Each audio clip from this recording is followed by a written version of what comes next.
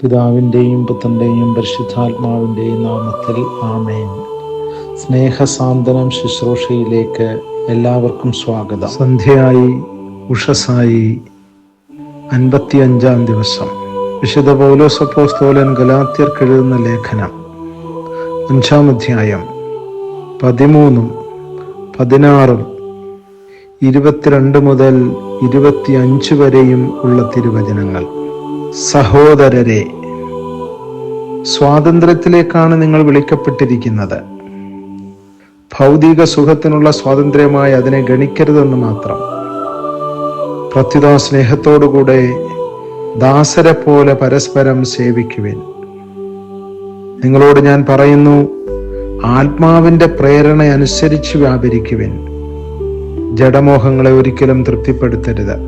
ആത്മാവിന്റെ ഫലങ്ങൾ: സ്നേഹം, ആനന്ദം, സമാധാനം, ക്ഷമ, ദയ, നന്മ, വിശ്വസ്തത, സൗമ്യത, ആത്മസംയമനം ഇവയാണ്. ഇവയ്ക്കെതിരായി ഒരു നിയമവുമില്ല. യേശുക്രിസ്തുവിനുള്ളവർ തങ്ങളുടെ ജഡത്തെ അതിൻ്റെ വികാരങ്ങളോടും മോഹങ്ങളോടും കൂടെ ക്രൂശിച്ചിരിക്കുന്നു. നമ്മൾ ആത്മാവിലാണ് ജീവിക്കുന്നതെങ്കിൽ നമുക്ക് ആത്മാവിൽ വ്യാപരിക്കാം. കർത്താവിൻ്റെ വചനം. ദൈവത്തിന് നന്ദി. സ്നേഹിതരെ, യഥാർത്ഥ സ്വാതന്ത്ര്യം കർത്താവിൽ നിന്നാണ് വരുന്നത്. കർത്താവിൻ്റെ ആത്മാവുള്ളിടത്താണ് യഥാർത്ഥ സ്വാതന്ത്ര്യമുള്ളത്. ആ സ്വാതന്ത്ര്യത്തിലേക്കാണ് കർത്താവിൻ്റെ മക്കളായ നമ്മൾ വിളിക്കപ്പെട്ടിരിക്കുന്നത്. ആ സ്വാതന്ത്ര്യത്തിന്റെ ജന്മ അവകാശികളാണ് നാം ഓരോരുത്തരും. ആ സ്വാതന്ത്ര്യം ഭൗതികമായ സുഖത്തിന് വേണ്ടിയുള്ള സ്വാതന്ത്ര്യമല്ല. ആ സ്വാതന്ത്ര്യം ആത്മാവിലുള്ള സ്വാതന്ത്ര്യമാണ്. ആത്മാവിലുള്ള സ്വാതന്ത്ര്യം അതിരുകളില്ലാത്തതാണ്. അത് ദൈവ കൃപയുടെ കീഴിലാണ് അനുഭവപ്പെടുക. അത് ആത്മാവിന്റെ ഫലങ്ങൾ വഴി ഈ ഭൂമിയിൽ നാം തിരിച്ചറിയുന്നു.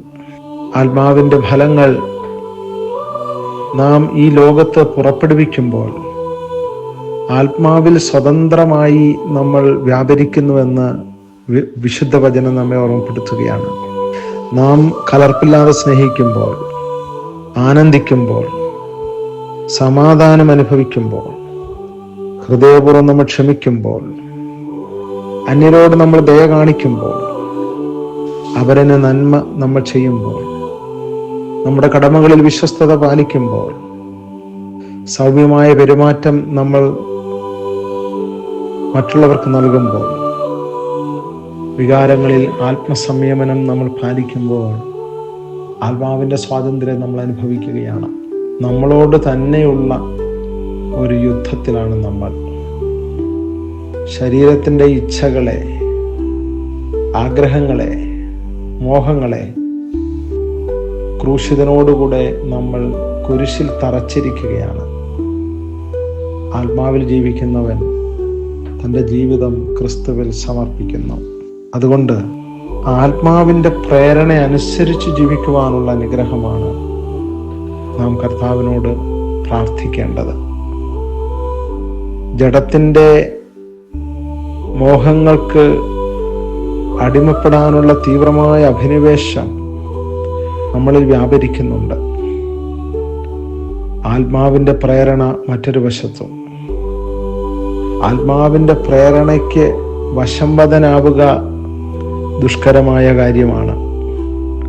പക്ഷേ ആ ആത്മാവിൻ്റെ പ്രേരണയ്ക്കനുസരിച്ചുള്ള നമ്മുടെ ജീവിതമാണ് യഥാർത്ഥ സ്വാതന്ത്ര്യം.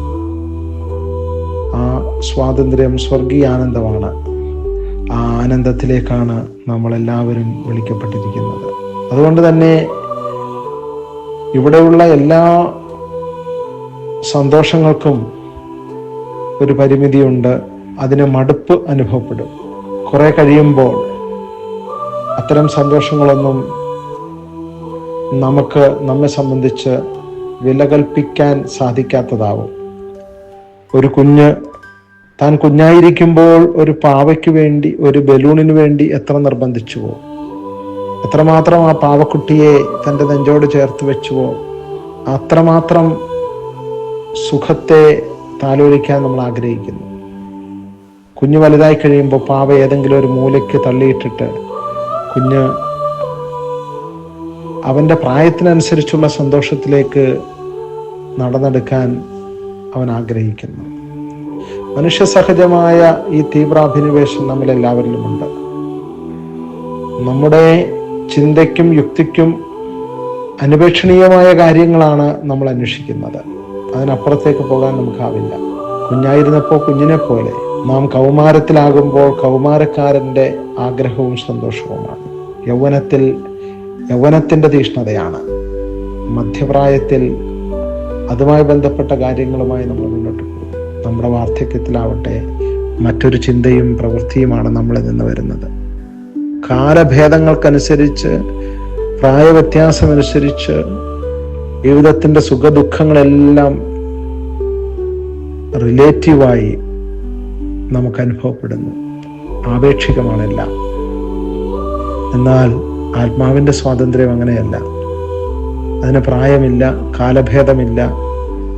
അത് ഒരിക്കലും സമയബന്ധിതമല്ല, സ്ഥലകാല സാഹചര്യങ്ങൾക്ക് ബന്ധിക്കപ്പെട്ടതല്ല.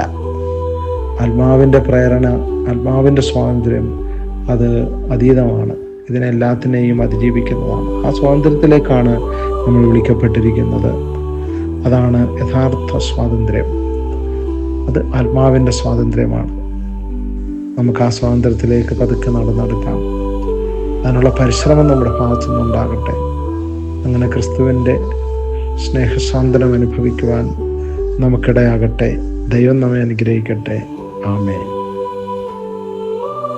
നമുക്ക് പ്രാർത്ഥിക്കാം. സാന്ത്വന സ്നേഹമായ ദൈവമേ, അങ്ങയുടെ ആത്മാവിൻ്റെ സ്വാതന്ത്ര്യത്തിലേക്ക് എന്നെ നയിക്കണമേ. ഈശോയെ, ആത്മാവിൻ്റെ പ്രേരണ അനുസരിച്ച് നീങ്ങുവാനുള്ള കൃപ എനിക്ക് തരണമേ.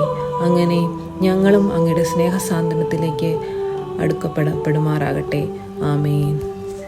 പിതാവും പുത്രനും പരിശുദ്ധാത്മാവുമായ ത്രിത്വൈക ദൈവം നിങ്ങളേവരെയും സമൃദ്ധമായി അനുഗ്രഹിക്കുമാറാകട്ടെ. ആമേൻ.